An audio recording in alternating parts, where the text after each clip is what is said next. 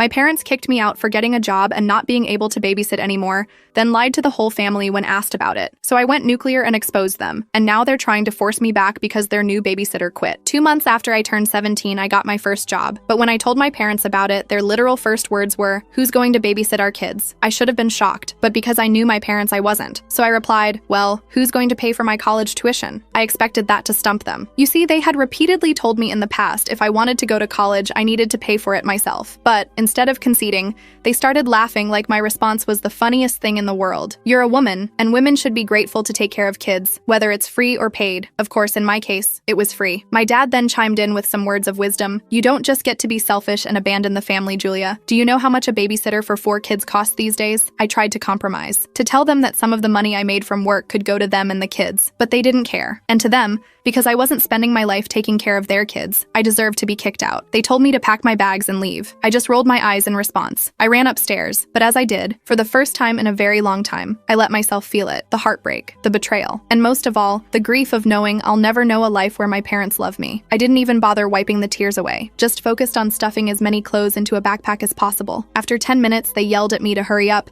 and that's when we left for my cousins. On the way there, my parents kept trying to change my mind. My dad reminded me of how much my siblings loved me, or more specifically, how no one else could get them to stop crying like I can. Their manipulation wasn't even that good, but for some reason, I still felt bad. I started questioning if I really was selfish. My mom even started crying, not because she'd miss me, but because now they had to pay for a babysitter. So when we arrived at my cousin Megan's and they just drove off without saying goodbye, I felt even more guilt, especially when she opened the door, because her face immediately lit up with joy, and she gave me the first genuine smile I'd seen in a long time. Kindness felt so unfamiliar to me that as soon as we got inside, I immediately broke down in tears. Her face fell and she tried to console me. "Well, kinda. My love, why don't you just help your parents out a little?" Help? I've cut off friends, let my grades drop, sacrificed everything to constantly take care of their kids. I didn't mean to shout, but I couldn't help the anger inside me. I turned to face her with disgust at her suggestion, but that's when I saw a look of genuine shock on her face. "Your parents told me you were acting entitled and just didn't want to help out when you had nothing to do all day." I immediately started crying again, but this time it was in her arms. I told her the whole truth, why I ended up at her place, all while she held me and told me I would be safe under her roof. Surprisingly, she seemed anything but angry, but I would soon find out she was more than just angry. I ended up crying myself to sleep that afternoon. I didn't wake up until a few hours later when I heard Megan yelling. It was in the room next door. When I heard the anger in her voice, I sat up immediately. She was usually a very shy, timid person, so hearing her like this was super unusual. It was obvious that she was talking to my parents. I couldn't make out what she was saying,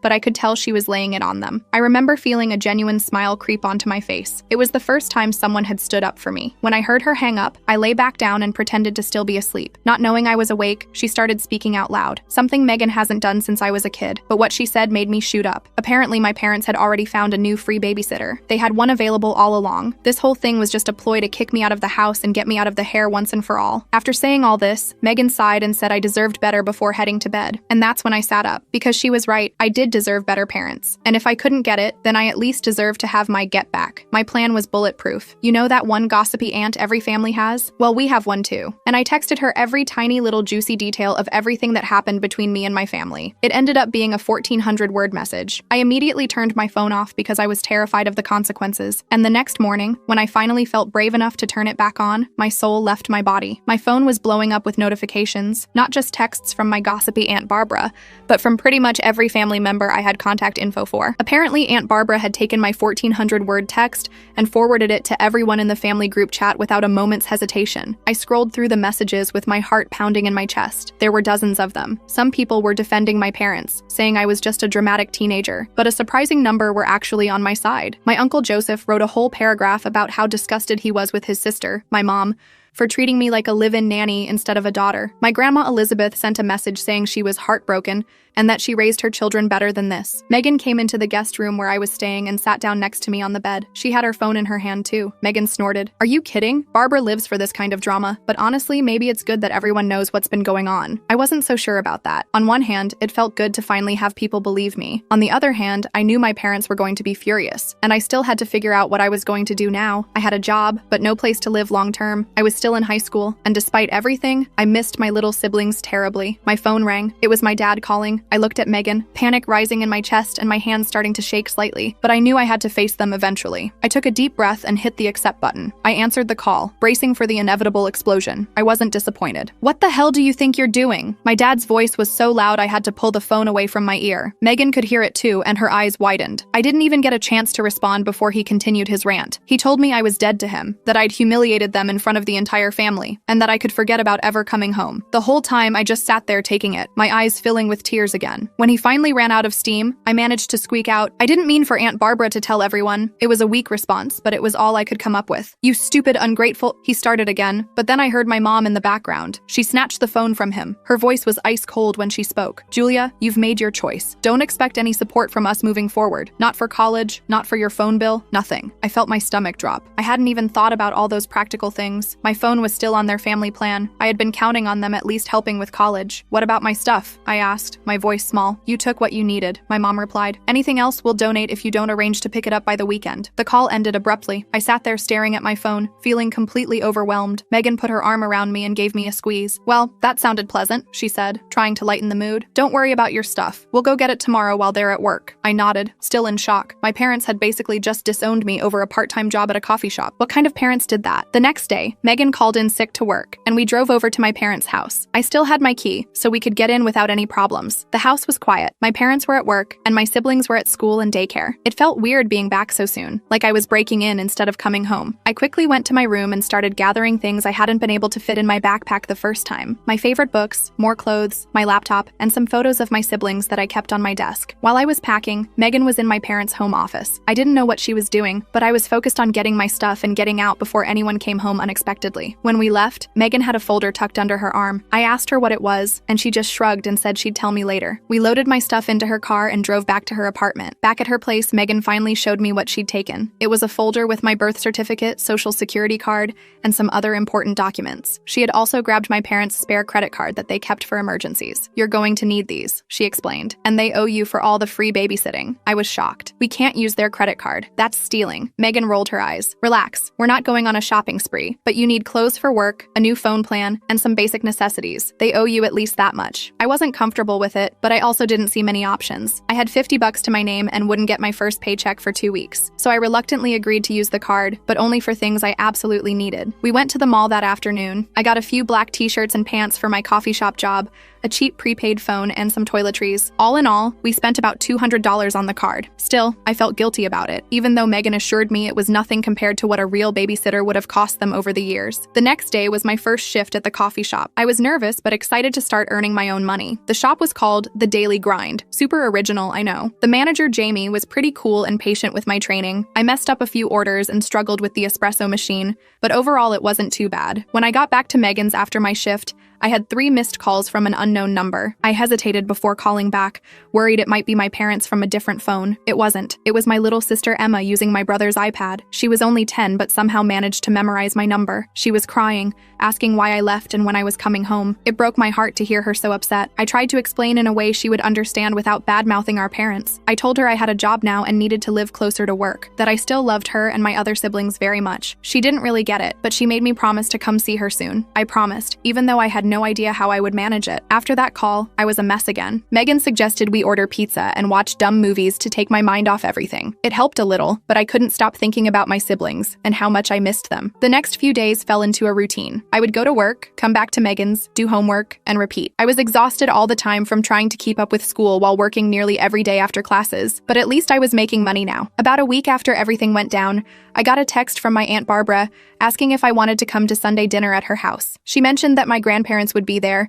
along with some other relatives who wanted to see me. I was hesitant. Was this some kind of trap? But Megan thought it would be good for me to see family who were supportive. So that Sunday, Megan drove me to Aunt Barbara's house. As soon as we walked in, my grandmother rushed over and pulled me into a tight hug. She was crying, which made me start crying too. I hadn't realized how much I needed a grandmother hug until that moment. The dinner was actually nice. No one pressured me to talk about my parents, but they made it clear they were there for me. My grandfather even slipped me an envelope before we left. When I opened it in the car, I found 5 crisp $100 $500 bills inside. I tried to call him to say it was too much, but he wouldn't take it back. He said it was to help me get on my feet. That money was a huge relief. I immediately used some of it to get off my parents' phone plan and onto my own. I also opened a bank account without my parents' names on it, something Megan had suggested. Things were looking up, until they suddenly weren't. 2 weeks after I moved in with Megan, I came home from school to find her sitting at the kitchen table with a serious look on her face. "We need to talk," she said, gesturing for me to sit down. My heart sank. Was she kicking me out too? Where would I go? "Your mom called me today," Megan continued. "They've noticed the charges on their emergency credit card." I felt sick. I should have known they would check the statements or get a purchase alert. What appeared to be a spare card was actually one they monitored regularly. "What did she say?" I asked. "She accused us of theft and threatened to call the police if we don't return the card and pay back every cent," Megan replied with a grimace. "But here's the kicker.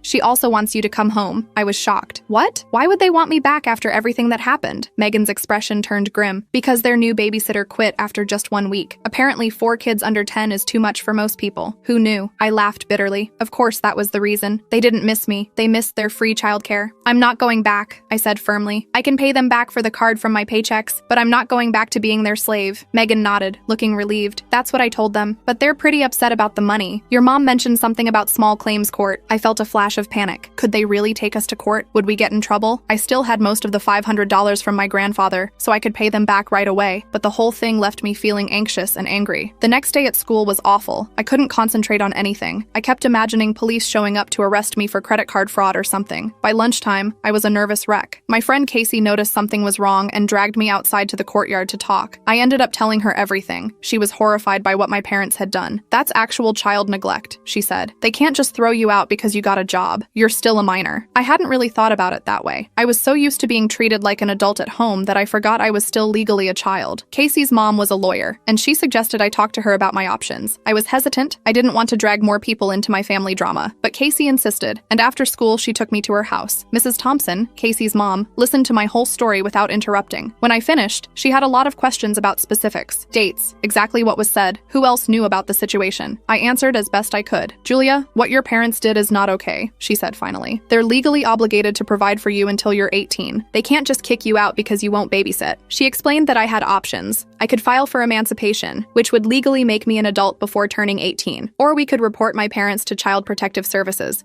which might force them to take me back or place me in foster care. Neither option sounded great. Emancipation would mean taking on full adult responsibilities when I was already struggling to balance school and work. And CPS might take my siblings away too, which I definitely didn't want. Mrs. Thompson must have seen my hesitation. She suggested a third option, having another relative petition for temporary guardianship. That way, I could legally stay with someone like Megan or my grandparents without my parents getting in trouble. I thanked her for the advice and promised to think about it. On the way back to Megan's, I got a text from a number I didn't recognize. It was my little brother Alex, using my dad's old phone. He said my parents were fighting all the time now, and the house was a mess without me there. My heart ached reading his messages. I missed him and my other siblings so much. When I got back to Megan's, I had a surprise waiting for me. My grandparents were there, sitting in the living room with serious expressions. For a second, I thought something terrible had happened. "Don't look so worried," my grandmother said, patting the couch next to her. "We just want to talk about what happens next." They had heard about the credit card situation from my mom, but unlike my parents, they weren't angry. They were concerned. They thought I shouldn't be working so much while trying to finish high school. They wanted me to focus on my education. My grandfather cleared his throat. "We have a proposal for you. We'd like you to come live with us until you graduate. We have plenty of room, and you won't have to work so many hours to support yourself." I was stunned. My grandparents lived in a nice house about 30 minutes from my school. Moving in with them would solve so many problems, but I was worried about imposing on them. They were in their 70s and probably didn't want a teenager disrupting their retirement. "We've already discussed it with your parents," my grandmother added, seeing my hesitation. "They've agreed, as long as you visit them and the kids every weekend." Of course they had a condition. They still wanted access to my free babysitting services, but 1 day a week was a lot better than every day. And living with my grandparents would be a huge improvement over couch surfing at Megan's,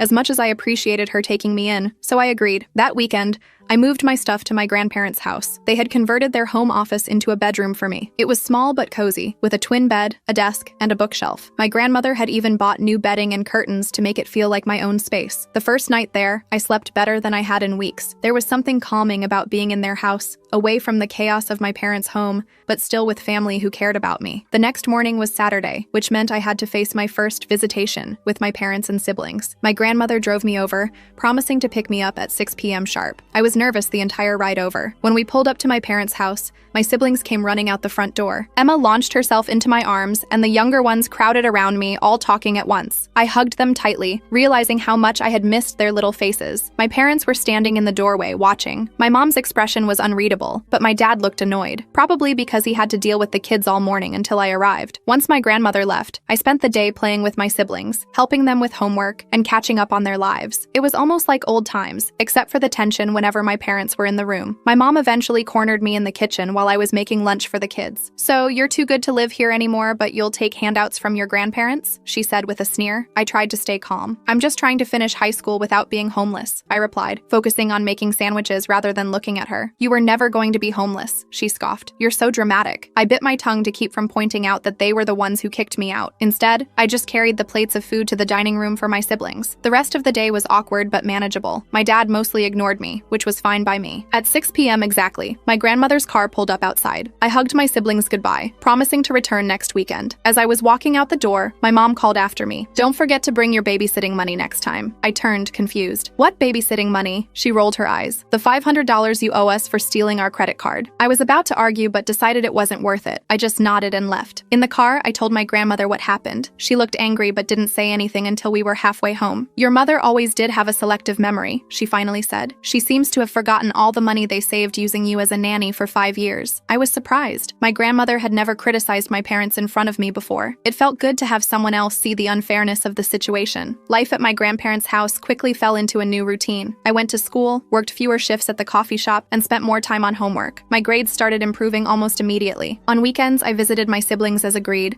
though I dreaded the interactions with my parents. The credit card issue was resolved when my grandfather insisted on paying it off himself, saying it was worth every penny to get me out of that toxic environment. I promised to pay him back, but he waved away my concerns. A month after moving in with my grandparents, I got some unexpected news at school. My English teacher, Mrs. Rodriguez, asked me to stay after class. She showed me an essay I'd written about family dynamics and told me it was one of the best pieces she'd read from a student. "Have you thought about applying for college scholarships?" she asked. "With your writing skills and grades, you could qualify for some good ones." I admitted I hadn't really been thinking about college lately, given everything going on in my personal life. Mrs. Rodriguez gave me information about several scholarship opportunities specifically for students who had overcome adversity. She even offered to help with my applications. For the first time in months, I felt hopeful about my future. I started researching colleges and scholarships with renewed enthusiasm. My grandparents were supportive, helping me navigate the applications and even taking me on campus tours to a few nearby universities. My parents, however, were less than thrilled when they found out. During one of my weekend visits, my dad saw me working on a scholarship essay on my laptop. "College?" he scoffed. "What a waste of money. You should be saving up to get your own place instead of mooching off your grandparents." I ignored him and kept typing. This just made him angrier. "You know we're not paying for any of it, right?" he said. "Not a single penny." I looked up at him calmly. "I know. I'm applying for scholarships and financial aid." He seemed disappointed that his statement hadn't upset me more. He walked away muttering something about ungrateful kids thinking they're too good for honest work. The scholarship applications took up most of my free time for weeks. Mrs. Rodriguez reviewed my essays,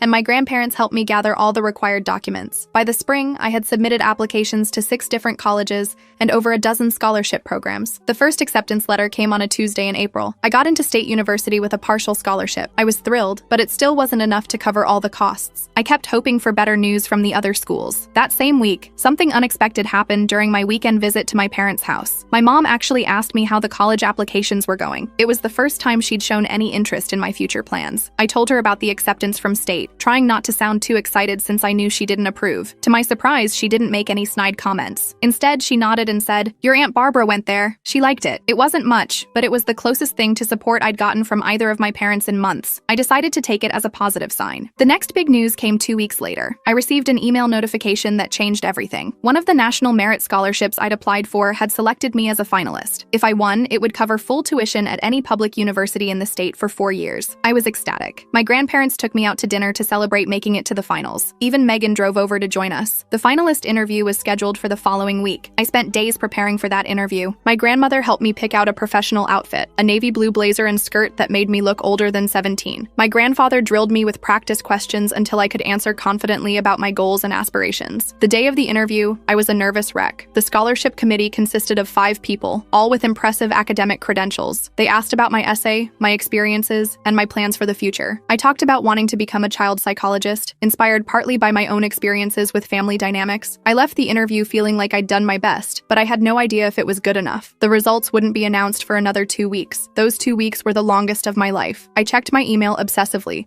jumping every time my phone made a notification sound. My grandparents kept telling me to relax, that whatever happened, we would figure something out, but I knew how much that scholarship would change my life. Meanwhile, things with my parents remained complicated. During my weekend visits, I noticed my mom was making more of an effort to be civil, even asking about school occasionally. My dad was still distant, but at least he wasn't actively antagonistic anymore. My siblings, of course, were always happy to see me. Emma had started calling me every few days just to chat, which I loved. The younger ones would fight over who got to sit next to me or show me their drawings first when I visited. Those moments made the awkwardness with my parents worth it. Finally, on a rainy Tuesday afternoon, the email arrived. I was at my grandparents' house doing homework at the kitchen table when my phone pinged with a notification. The subject line read, National Merit Scholarship Decision. My hands were shaking so badly I could barely open the email. My grandmother noticed and came to stand behind me, placing a steadying hand on my shoulder. I took a deep breath and tapped the notification. The email loaded, and I quickly scanned the first paragraph, my heart racing. Congratulations. I didn't even need to read the rest. I had won. Full tuition for 4 years at any public university in the state. I burst into tears, a mix of relief and joy washing over me. My grandmother hugged me tightly, also crying. My grandfather came in from the garage to see what all the commotion was about, and soon he was celebrating too. That evening, we had an impromptu party. Megan came over with a cake, and Casey stopped by with balloons. Even Mrs. Rodriguez made an appearance with a gift, a beautiful leather-bound journal for my college years. In all the excitement, I almost forgot to tell my parents. I called them that night, nervous about their reaction but wanting to share my news. My mom answered the phone. I told her about the scholarship, trying to keep my voice neutral despite my excitement. There was a pause on the other end of the line. Well, she finally said, I guess all that studying paid off. It wasn't exactly enthusiastic, but it wasn't negative either. I decided to take it as a win. Does this mean you're definitely moving away for college? She asked next. I explained that I was still deciding between schools, but yes, I would likely be living on campus somewhere. There was another pause. The kids will miss you, she said. And then, so quietly, I almost didn't hear it. We all will. It was the closest thing to an admission that they cared about me that I'd heard in years. I didn't know how to respond, so I just thanked her and said I'd see them on the weekend as usual. After that call, I sat on my bed for a long time, thinking about how much had changed in just a few months. I'd gone from being my parents' live-in nanny to living with my grandparents and winning a full scholarship to college. It wasn't the path I had expected my life to take, but maybe it was the one I needed. The next day at school, I found myself smiling for no reason throughout the day. The future that had seemed so bleak just months ago now looked bright and full of possibilities. I had people who believed in me and supported my dreams, and I was starting to realize that maybe, just maybe, I deserved that support all along. As April turned to May, things kept looking up. I spent most of my time at my grandparents' place, which honestly felt more like home than my parents' house ever did. I still went over every weekend to see my siblings, but those visits got less awkward as time passed. My mom actually started making small talk with me,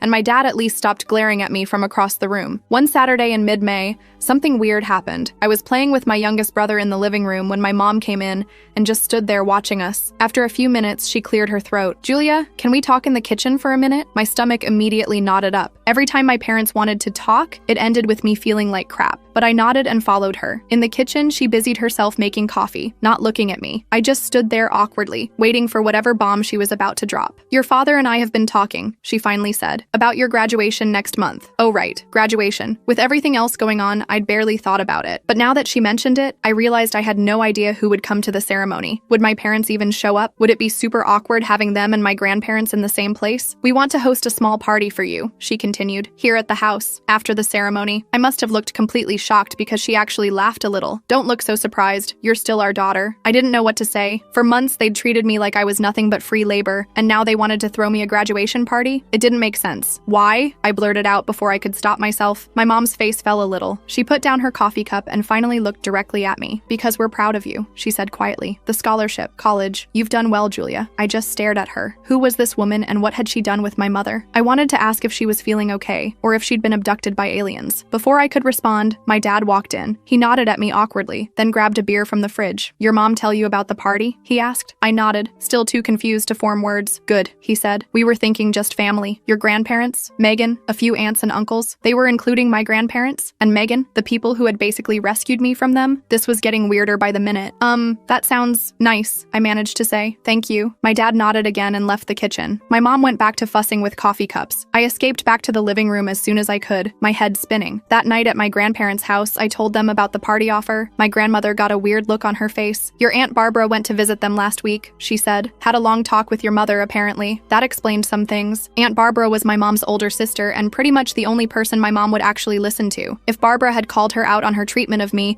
it might have gotten through to her in a way that no one else could. So, should I let them throw this party? I asked. Or is it some kind of trap? My grandfather chuckled. Not everything is a trap, Julia. Sometimes people just realize they've made mistakes and want to fix them. I wasn't so sure about that, but I decided to give them the benefit of the doubt. I texted my mom the next day saying I'd like to have the party. She sent back a thumbs up emoji, which was probably the most enthusiastic response I'd ever gotten from her. The next few weeks flew by with finals and graduation preparations. I was ranked 12th in my class, which meant I'd get to wear one of those fancy honor cords with my cap and gown. My grandparents were so proud they took me shopping for a new dress to wear under my gown. Casey and I spent a whole Saturday decorating our caps. I put, "Nevertheless," she persisted on mine with glittery gold letters. It felt appropriate given everything I'd been through. Graduation day arrived with perfect June weather. I woke up early, too excited and nervous to sleep in. My grandmother made her special blueberry pancakes for breakfast, and my grandfather kept taking photos of me like I was a toddler heading off to my first day of kindergarten. The ceremony was at 2 p.m. When we arrived at the school,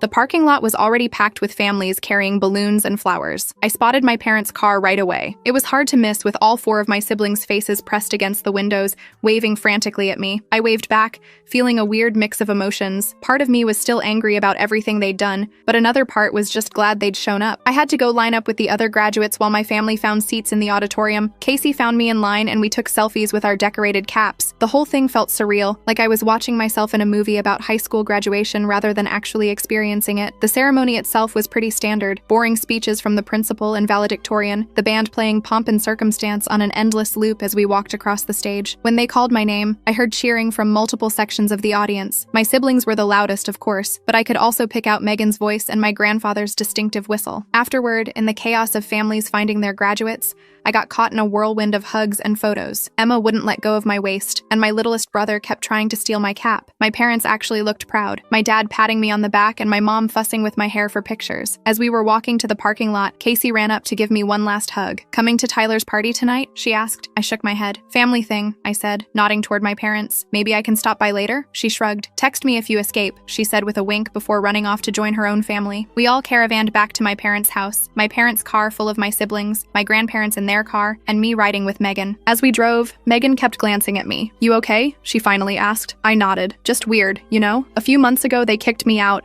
and now they're throwing me a graduation party." Megan smiled. "People can surprise you sometimes, not always in bad ways." When we got to the house, I was shocked to see balloons tied to the mailbox and a "Congratulations Graduate" banner hanging over the front door. Inside, the dining room table was covered with food, and there was even a cake with my name on it. More relatives arrived. Aunt Barbara, who hugged me so hard I thought my ribs would crack. Uncle Joseph, a few cousins I hadn't seen in ages. Even Mrs. Thompson, Casey's mom who had given me legal advice, stopped by with a gift card. The party was actually fun. My siblings were on their best behavior, my parents were being weirdly nice, and everyone kept telling me how proud they were of me. I kept waiting for the other shoe to drop, for someone to mention babysitting or for my dad to make some snide comment about college being a waste of time. But it never happened. After cake, my mom announced it was time for gifts. There were the usual graduation presents, money, gift cards, a new laptop from my grandparents that I nearly cried over. But then my parents handed me a small box. Inside was a key. I looked at them, confused. "It's to our house," my mom explained. "We want you to know you always have a home here, even when you're away at college." I just stared at the key, completely speechless. My dad cleared his throat. We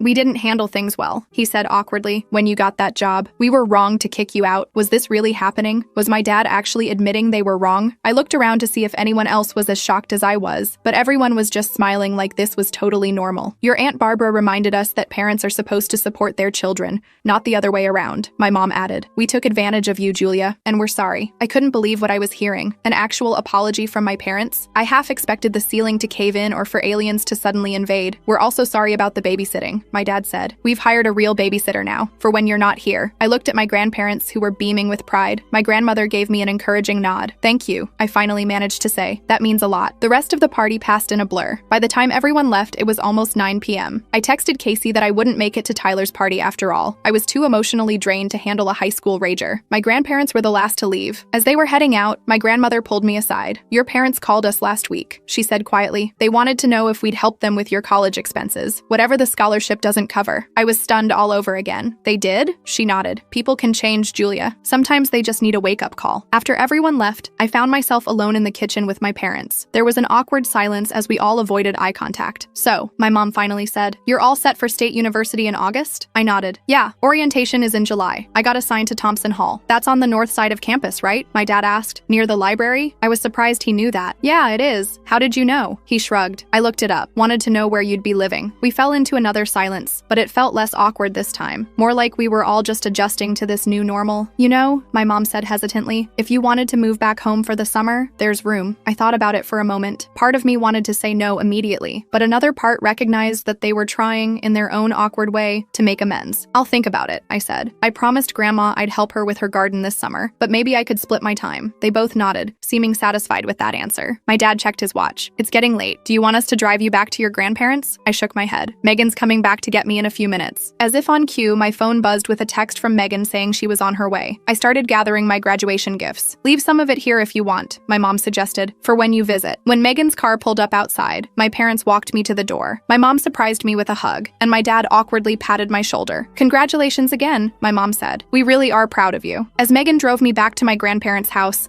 I thought about how much had changed in just a few months. I'd gone from being a free nanny who wasn't allowed to have a job to a soon-to-be college student with a full scholarship. I'd found out who really had my back when things got tough, and I'd learned that I was stronger than I ever knew. But most surprisingly, I'd learned that sometimes people can actually change. My parents weren't perfect, not even close, but they were trying. And for now, that was enough. I looked down at the house key in my hand. Maybe I would spend some time at home this summer after all. Not because I had to, but because I wanted to, on my own terms. And that made all the difference.